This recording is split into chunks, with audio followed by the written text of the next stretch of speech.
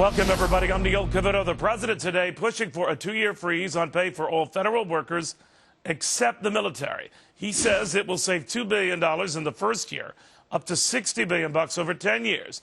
But that is just the icing on the spending cake. And man, what a cake. Try a nearly $4 trillion cake, our total spending. So who is really getting creamed here? Republican Congressman Kevin Brady says we are, and says that the president isn't doing nearly enough or cutting far enough. Congressman, good to have you. So not a fan of what he's proposing here.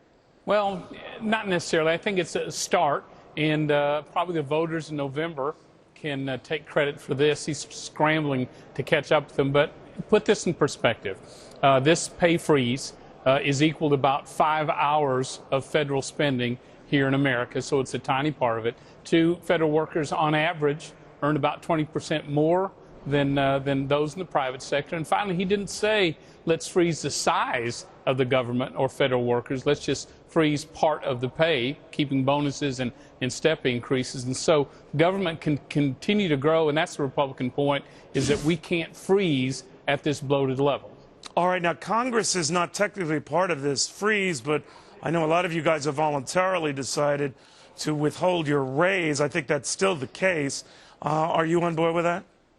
Absolutely. I think Congress has frozen its pay for 2 years. I know our office returns 20% of our budget each and every year to the Treasury. So we think we can dig a lot deeper to get this budget under control. And the truth of the matter is, you said at the beginning, Neil, we have to. We are so deep in debt that even symbolic measures like this, while helpful, just aren't enough. All right, but you start adding all these symbolic efforts, whether it's the federal pay freeze, because I agree with you, it's chump change in the scheme of things, but it is a statement, just as earmarks, $18, $20 billion worth of them is a statement, and you add it up and you've made a powerful statement. Do you think that's what's going to come up or likely will come up at this powwow at the White House tomorrow with the leadership?